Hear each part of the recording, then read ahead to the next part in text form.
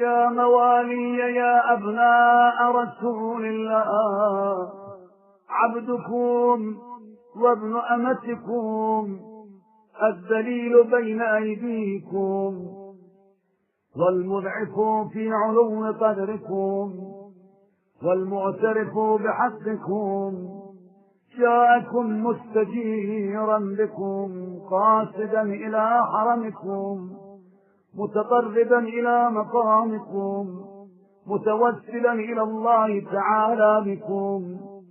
أأدخل يا موالي، أأدخل يا أولياء الله، أأدخل يا ملائكة الله المحدثين بهذا الحرم المقيمين بهذا المشهد؟ الله أكبر كبيرا والحمد لله كثيرا وسبحان الله بكرة وأصيلا، والحمد لله الفرد الصمد الماجد الأحد المتفضل المنان المتطول الحنان الذي من بقوله وسهل زيارة ساداتي بإحسانه ولم يجعلني عن زيارتهم ممنوعا بل تطول ومنح.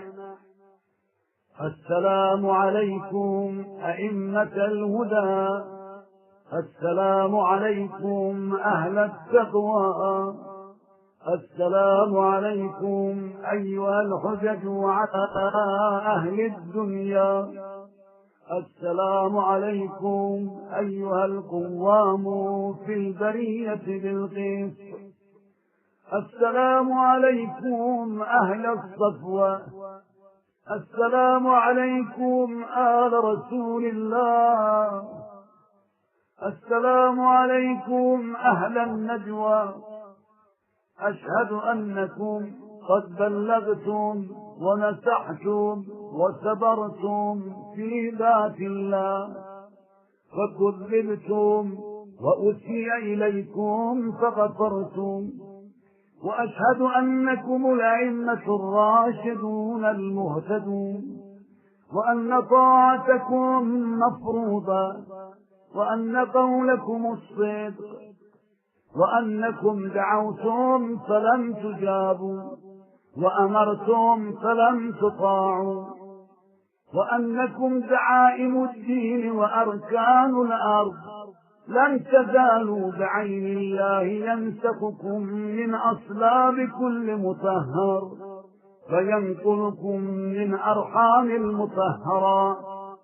لم تجندكم الجاهلية الجهلاء ولم تشرك فيكم فتن الأهواء، طبتم وطاب منبتكم من بكم علينا ديان الدين، فجعلكم في بيوت أذن الله أن ترفع ويذكر فيها اسمه، وجعل صلاتنا عليكم رحمة لنا وكفارة لذنوبنا إذ اختاركم الله لنا وطيب خلقنا بما من علينا من ولايتكم، وكنا عنده مسمين بعلمكم معترفين بتصفيدنا إياكم.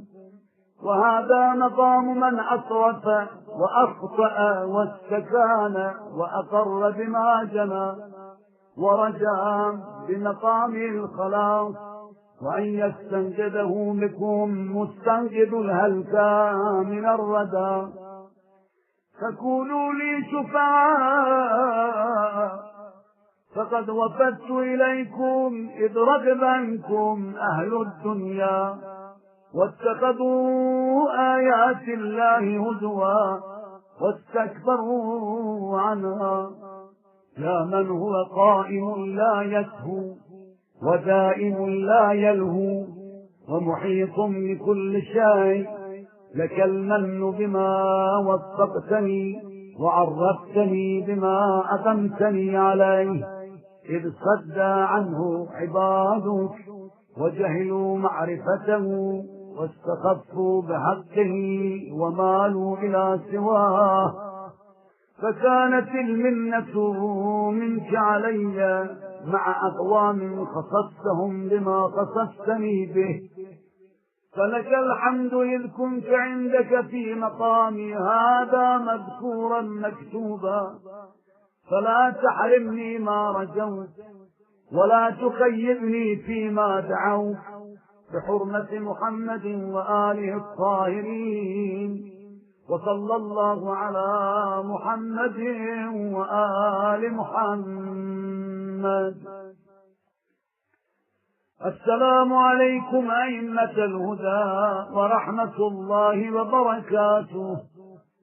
أستودعكم الله وأقرأ عليكم السلام. آمنا بالله بالرسول وبما جئتم به ودللتم عليه، اللهم فاكتبنا مع الشاهدين.